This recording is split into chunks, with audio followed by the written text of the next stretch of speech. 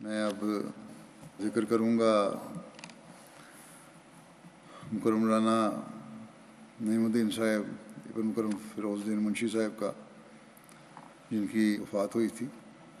انا للہ و انا الیہ راجعون۔ جیسا کہ میں نے کہا، ایک ڈاکٹر نے کہا کہ اس قسم کے حوالت کے لوگ جو ہیں جن کی ٹانگیں بھی سوجی ہوئی ہوں وہ تو گھر سے باہر نہیں نکل سکتے، تو یہ ڈیوٹی پہ آگے کھڑے ہو جاتے ہیں۔ اور اس بات پہ ان کو حیرانی تھی ڈاکٹر کو۔ ڈاکٹر تو حیران ہوتے ہوں گے، لیکن ان کو کیا پتہ کہ ان میں ایک جذبہ تھا، خلافت سے پیار تھا، اس کے قریب رہنے کی تڑپ تھی جو ان کو مسجد میں کھینچ لاتی تھی، ڈیوٹی پر لے آتی تھی۔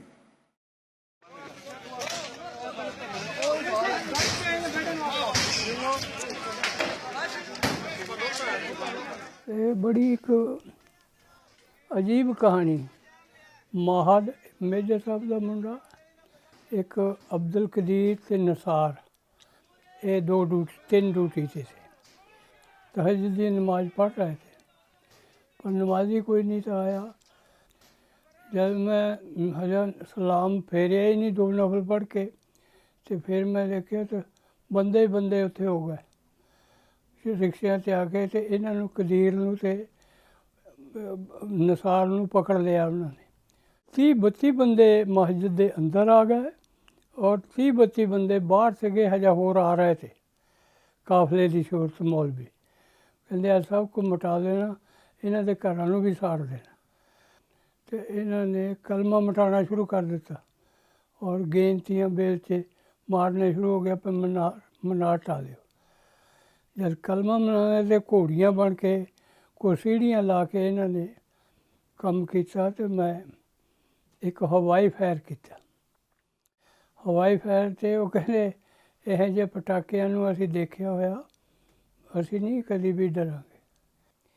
کلمہ مٹانا مولویاں دا کم نہیں ہے، یہ وہ اسلام دے لیڈر نہیں ہے پہ جڑے کلمہ مٹاندے۔ وہ کوئی اسلام تو انہاں دے وچ ہے ہی نہیں جڑے حزب ہی کلمے مٹاندے پھردے۔ کلمہ تو عیسائی بھی نہیں مٹاندا۔ جد میرے بل نوں وہ مڑے، میں ادھر نوں پھر ڈائریکٹ فائر 2 کیتے۔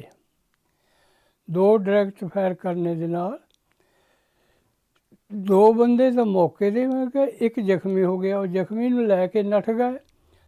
Although he had acted in self-defense against the unprovoked attack of a violent sectarian mob, respected Rana Naimuddin Sahib was arrested.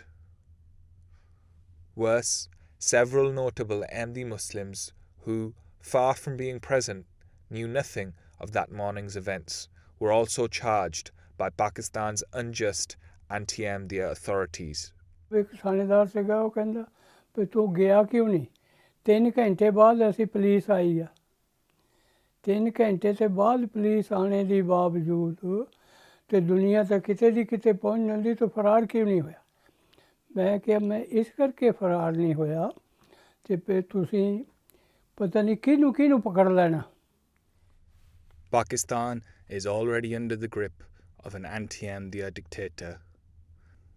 Zia ul-Haq's laws have forced Hazrat Khalifatul Masih IV to migrate from the country. Now he turns his attention to Rana Naimuddin Sahib and his fellow innocent Ahmadi Muslims of Sahiwal. ਇਸ ਕਰਕੇ ਇਹਨੇ ordinance ਇੱਕ ਜਾਰੀ ਕੀਤਾ ਤਾ ਜਾ ਨੇ। ਉਹਨੇ ਕਿਹਾ ਤਾ ਵੀ ਮੈਂ ਇਹ ਅਹਿਮਦੀਆ ਜਮਾਤ ਨੂੰ ਕੈਂਸਰ ਆ, ਇਹਨੂੰ ਸਾੜਨਾ ਚਾਹੁੰਦਾ, ਮਾਰਨਾ ਚਾਹੁੰਦਾ, ਇਹਨਾਂ ਨੂੰ ਛੋੜਨਾ ਨਹੀਂ। ਜਾ ਨੇ ਆਪਣੀ ਕਲਮ ਦੇ ਨਾਲ ਸਲਾਹ ਦਿੱਤੀ ਆ। ਜਾ ਨੇ ਕਿਹਾ ਮੇਰੀ ਕਲਮ ਨਹੀਂ ਰੁਕੇਗੀ, ਮੇਰੀ ਕਲਮ ਨੇ ਕੀਤਾ ਇਹ, ਮੈਂ ਸਜ਼ਾਏ ਮੌਤ ਦਿੰਦਾ نعیم نو اور الیاس نو۔ اور موت کی پھانسی کا وقت قریب تر آنا شروع ہوا۔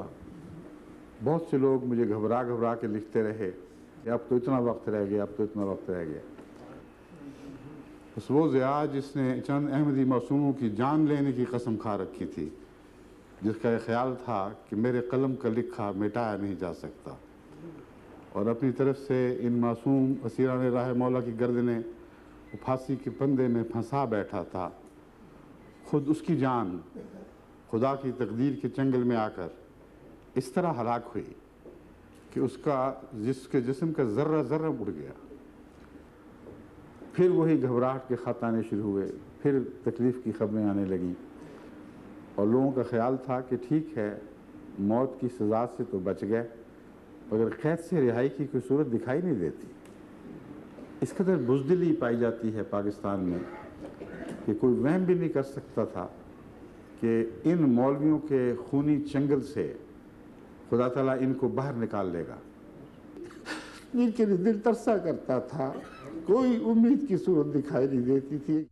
Respected Rana Naimuddin Sahib and his fellow prisoners of conscience had now spent more than 9 years in prison. Their case appeared hopeless. ابھی کچھ دن پہلے کی بات ہے کہ رمضان مبارک کے آخری عشرے میں، آخری راتوں میں نے اللہ تعالیٰ سے خاص طور پر ایک نئے انداز سے دعا کی کہ ہمارے اسیران راہ مولا کو اب رہائی بخش، اور عرض کیا کہ بہت ہو چکا، اب میں اور سال نہیں دیکھنا چاہتا، اب یہی رمضان ہے، آخری رمضان، میری التجاؤں کا خدا کے لیے اپنی خاطر اس کو سن لے اور ہمیں خوشخبری عطا فرما۔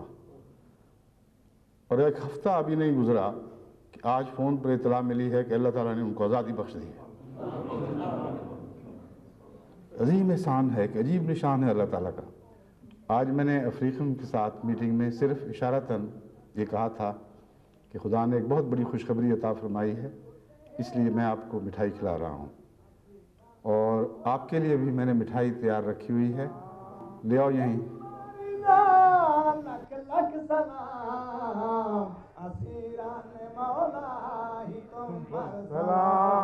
تم ہو مجاہد تو سونا غازی، تیرے ہی سر پر ہے رحمت خدا دی، دکھ سکھ دے وچ تو ہی صبر دا عادل۔ یہ خدا تعالیٰ کا بڑا آسان اور فضل ہے یہ کہ انہوں نے منصوبے ناکام کر سی، فوری ٹھیک ہے ادھر آ گئے ہیں، ادھر آیا نو بھی 25 سال ہو گئے ہیں، کہ ویسے اللہ تعالیٰ کا بڑا فضل ہے۔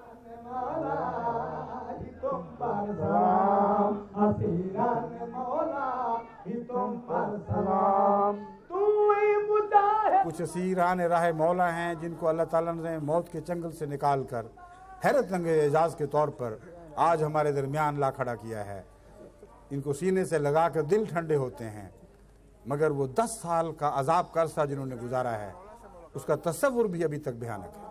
رب سیدے سیتے کو کوثر دے جام، اسیران مولا ہی تم پر سلام۔ رانا صاحب بھی لکھتے ہیں ان کے بیٹے کہ اکثر ان کی مالش کیا کرتا تھا۔ ایک دن میں نے ان کی ٹانگوں کی مالش کر رہا تھا، ان کے گھٹنے کے پاس آیا تو ان کی ہلکی سی آواز نکلی۔ میں نے پوچھا کیا ہوا، تو کہنے لگے کچھ نہیں۔ بہرحال کہتے میں نے ذرا اصرار کیا تو کہنے لگے کہ یہ جیل کی چوٹوں کی درد ہے۔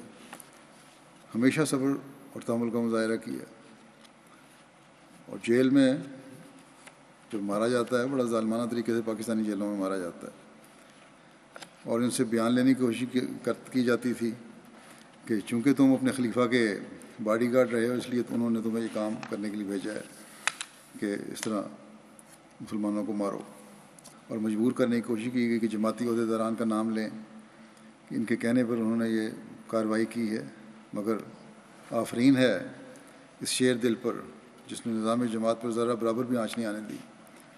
اللہ تعالیٰ ان سے اگلے جہان میں بھی پیار اور محبت کا سلوک فرمائے اور اپنے پیاروں کے قدموں میں جگہ دے۔